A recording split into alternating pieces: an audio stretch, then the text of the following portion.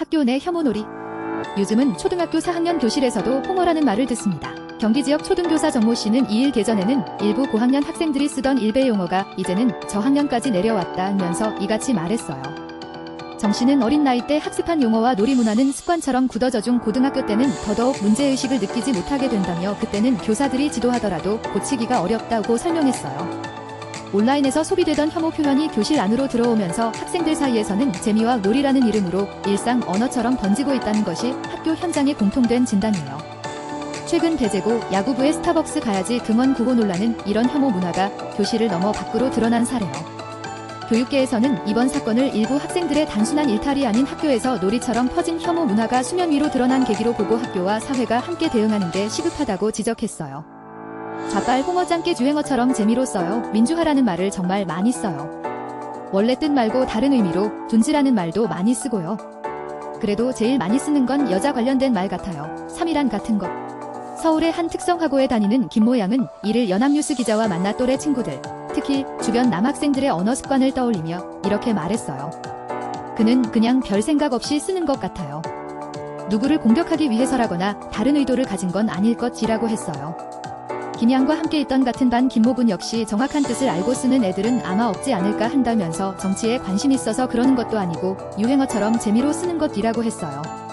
그는 스타벅스 응원 구호 논란에 대해선 상대가 광주에 있는 학교라는 걸 노린 구호라서 악의적이라고 생각한다면서도 평소에 계속 써왔는데 별 문제가 안 되니 경기에서도 아무 생각 없이 쓴 게 아닐까 한다고 했어요. 교실 곳곳에서 학생들이 재미를 이유로 혐오 표현을 자주 쓰는 현실을 엿보게 해요. 학생들이 사용하는 혐오, 조롱 표현은 다양해요. 전국교직원노동조합이 작년 12월 24일부터 올해 1월 6일까지 현직 초중 고교 교사 177명을 대상으로 실시한 설문조사 결과를 보면 학생들의 극우화된 혐오 표현에는 부엉, 노무노무, 문재앙, 최고 빨갱이 김대중 등 전현직 대통령을 비하한 내용이 가장 많았어요. 그 다음에 학생들은 짱깨, 좌빨, 빨갱이 등 중국 및 정치 혐오 표현을 많이 쓰고 젠더 및 여성 혐오, 정치 적사 왜곡, 소수자 혐오, 지역 비하, 세대 비하 등의 혐오 표현도 내뱉는 것으로 조사됐어요.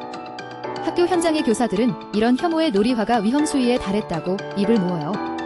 서울 중등교사 이모 씨는 아이들끼리 있을 때는 물론이고 교사를 향해서도 언어폭력에 가까운 혐오 용어를 쓸 때가 있다며 장기자랑에서 일베에서 유행인 모욕적인 노래를 하는 아이도 봤다고 말했어요.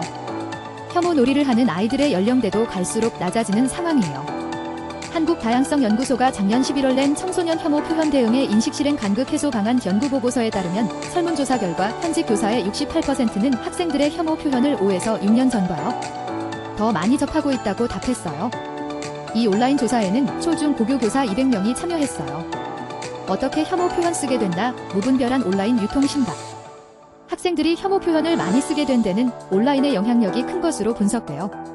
한국교원단체 총연합은 지난달 30일 대제고 야구부 사건과 관련한 입장을 내고 유튜브나 인터넷 커뮤니티, 사회관계망 서비스에서 무분별하게 소비되는 비하적 밈과 혐오 표현들이 청소년들의 일상 언어 문화를 지배하고 있다고 지적했어요.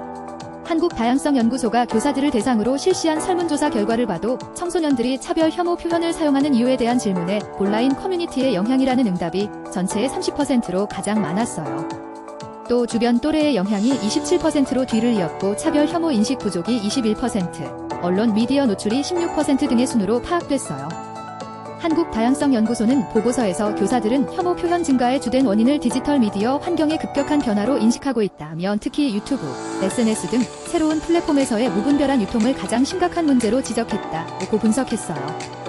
실제로 가치관이 아직 완전히 형성되지 않은 학생들은 PC나 스마트폰을 이용하느라 많은 시간을 보내고 이 과정에서 혐오 표현을 많이 접하게 돼요. 특히 정치적으로 편향된 온라인 매체들은 조회수를 높이려고 자극적인 표현을 쓰는 경우가 많아요. 학생들이 온라인 세계에 빠질수록 혐오 표현에 영향을 받을 가능성이 커지는 것이에요. 지난 5월 성평등가족부가 발표한 2026년 청소년 미디어 이용습관 진단조사에 따르면 청소년 6명 중 1명은 인터넷 스마트폰 과의존으로 자기 통제나 일상생활에 어려움을 겪는 것으로 나타났어요. 학생들의 혐오 표현에 교사는 무기력, 교총 교권 강화 필요 상황이 심각하지만 해결책이 마땅치 않다는 점이 큰 문제요. 온라인에서 배운 혐오 용어나 왜곡된 역사의식을 또래들끼리 소비하는 상황에서 부모가 이를 파악하거나 학교가 개입하는 것이 쉽지 않기 때문이에요. 한 교사는 연합뉴스에 학교에 붙잡아둘 수 있는 시간은 하루에 몇 시간뿐이고 나머지는 친구들끼리 있거나 인터넷 커뮤니티를 하는 게 요즘 아이들이라면서 아무리 학교에서 지도한다고 한들 소용이 있겠느냐고 반문했어요. 김희정 중등교사노조 위원장 겸 교사노조 대변인도 선생님들이 정색하고 아이들에게 뭐라고 해봤자 우리 농담한 거요. 아무 의미 없어요라고 하면 지도하기가 너무 애매하다고 말했어요. 그는 수업 시간에 올바른 역사에 대해 이야기하고 싶어도 학부모 민원이 들어올까 교육활동이 위축된다면서 정치적이거나 민감한 사안에 대해서는 선생님들이 아예 입을 다물어 버리게 되는 상황이라고 말했어요. 강화와 교사 정치기본권 보장을 주장했어요.